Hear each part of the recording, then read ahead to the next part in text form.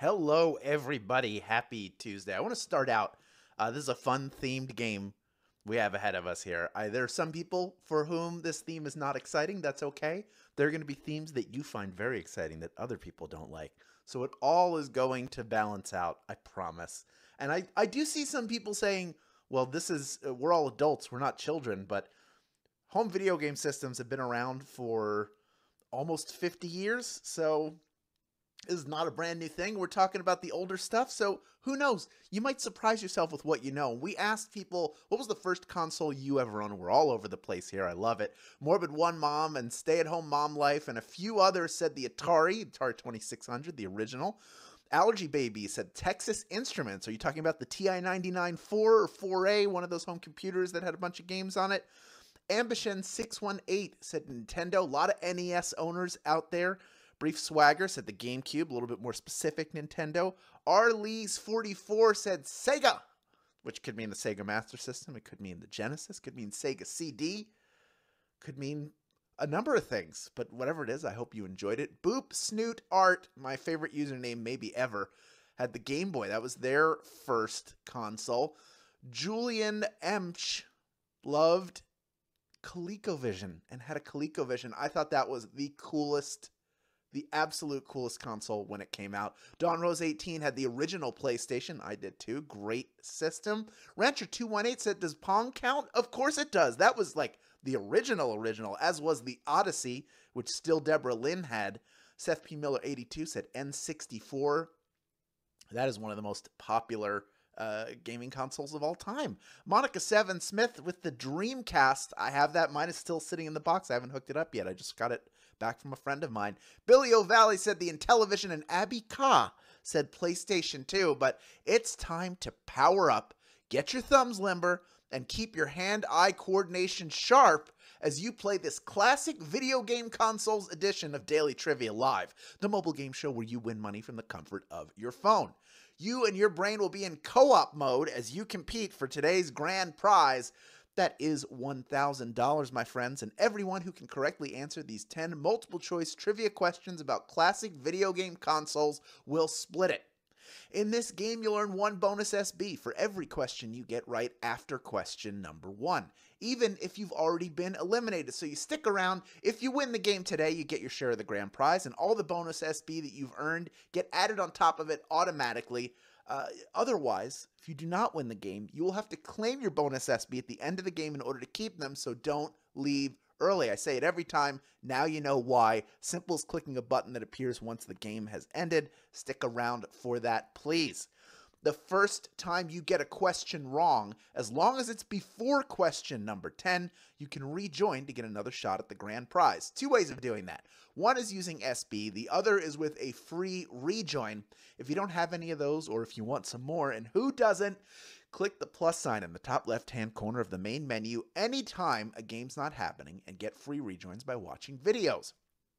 Finally, each game, we give away 5 100 SB prizes to 5 players who win and claim, another reason to stick around, at least 1 SB in the game. You just have to get 1 of 9 questions, 2 through 10, correct, and then claim it at the end, and then you're entered into a drawing to win 100 SB.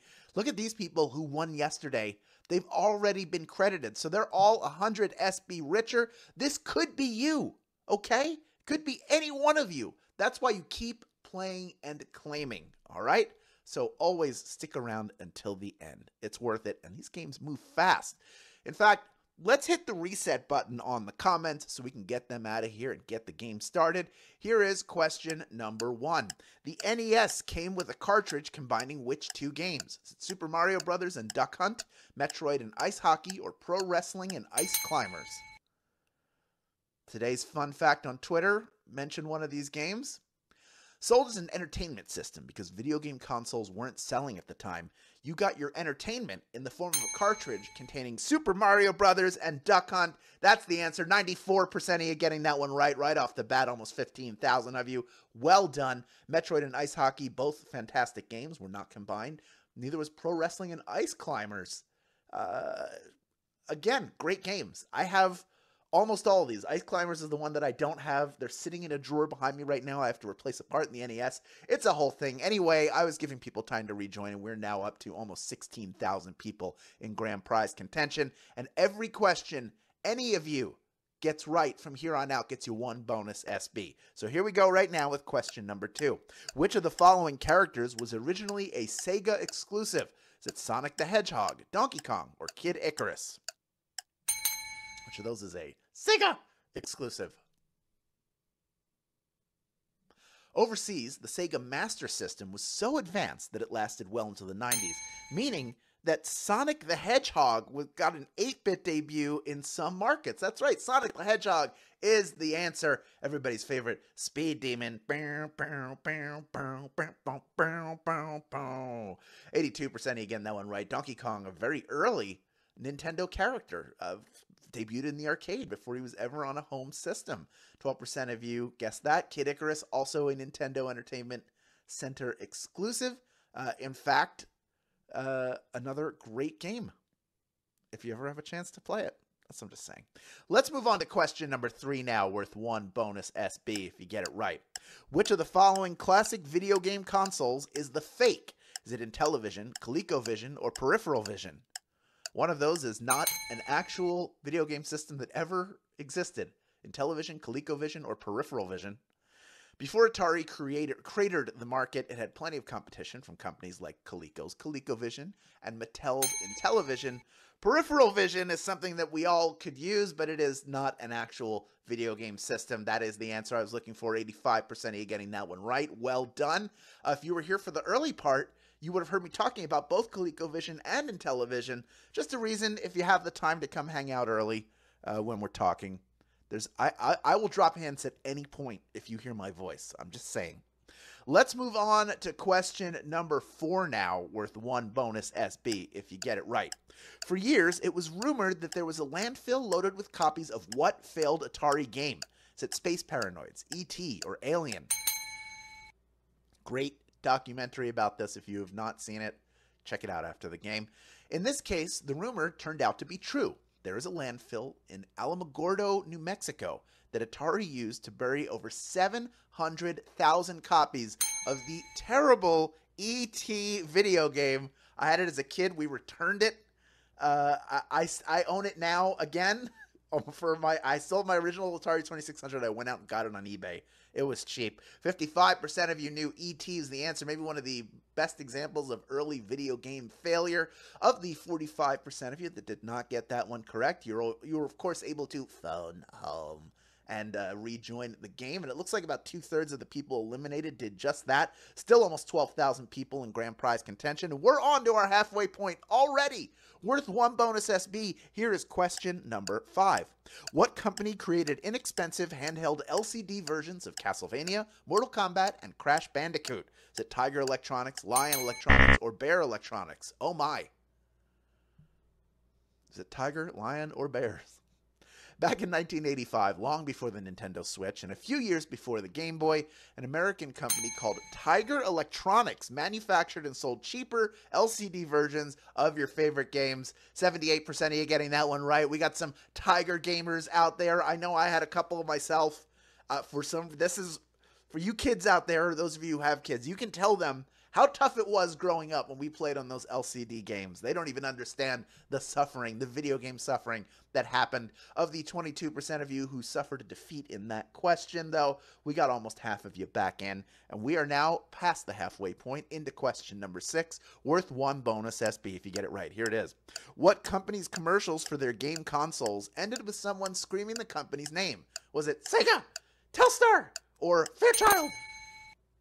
I even gave you a reading. See if that juggles your memory, jogs it. Is there anything more 90s than a punk-like shout-out of your brand name to top off another "This ain't your parents' video game system" commercial? Sega certainly didn't think so. That's right. Sega is the answer. 98% of you getting that one right. Well done. Of course, we had the famous guy hitting himself with the dead squirrel in the head so he could see color in his Game Boy, and then he gets the Game Gear, and it's all in color. Everybody, that one's made it the rounds on Instagram. Anyway, let's move on to question number 7 now, worth 1 bonus SB if you get it right. What was the first 16-bit console? Is it the TurboGrafx 16, the Sega Genesis, or the Intellivision? First 16-bit console. The answer might surprise you. Sometimes, instead of being too late, you're too early. It wasn't until 1990 or so that 16-bit gaming dominated the market, but one early console was actually designed as a 16-bit machine. The Intellivision was the first 16-bit console. This is 100% true. We just never got to see what it could really do. We were too busy trying to mess with those number pads and dials. 21% of you got that one right. That is a really difficult question, so I'm very impressed that you got it. That does mean 79% of you have the opportunity to rejoin. A little over half of you seem to be doing that. We'll give you a second because I still see a bunch of people coming back in. And we're ready to move on now into question number 8, worth 1 bonus SB. If you get it right, here it is. What unique design feature did the Atari 2600 have? Is it wood grain paneling, rubber switches, or a pink bow? If you've ever seen a picture of this, it's going to pop out. Definitely places it at a certain moment in time. The graphics and gameplay were definitely revolutionary at the time, but consultant Gene Landrum didn't want them to seem alien in the living room, suggesting wood grain panels to give it that living room aesthetic. Wood grain paneling is the answer. 84% of you getting that one right. Well done. See how many of the 16% of you have to rejoin. Pretty much all of you going with rubber switches. They actually had stainless steel switches. On that Atari. That wood paneling was supposed to make it look like it was a normal part of your living room, maybe sell a few more of them. Hey, it worked at the time. Let's move on to question number 9, worth 1 bonus SB if you get it right. What year did Nintendo debut the Game Boy? Is it 1982, 1985, or 1989?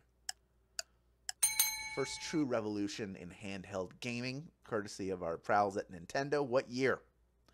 For the outrageous price of $89.99, you could be playing with portable power.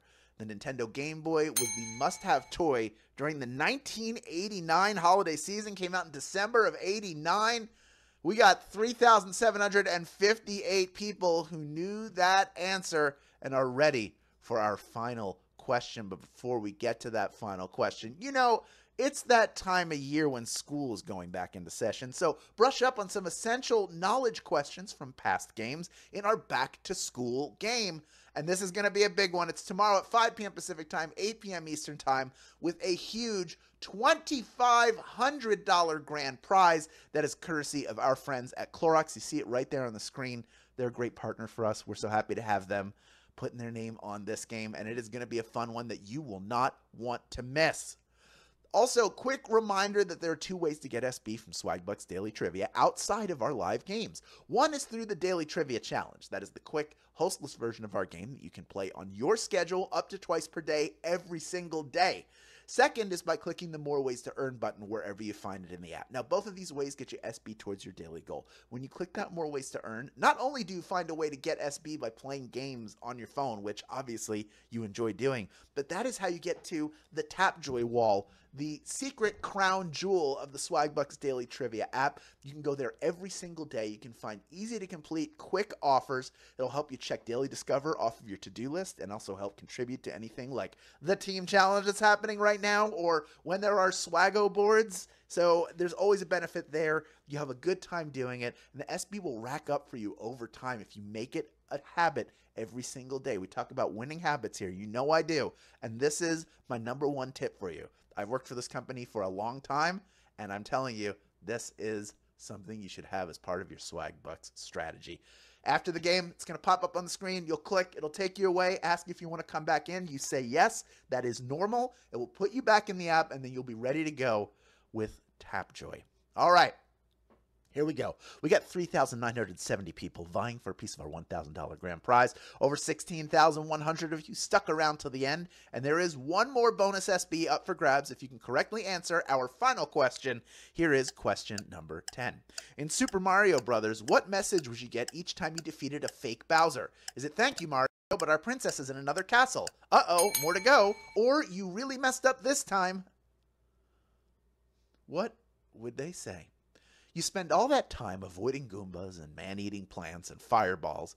You make it to Bowser and defeat him, or so you think, until Toadstool shows up and says, "Thank you, Mario, but our princess is in another castle." Gee, thanks, Toadstool. 3,507 of you knew that answer, and you are splitting our grand prize today. Well done to you.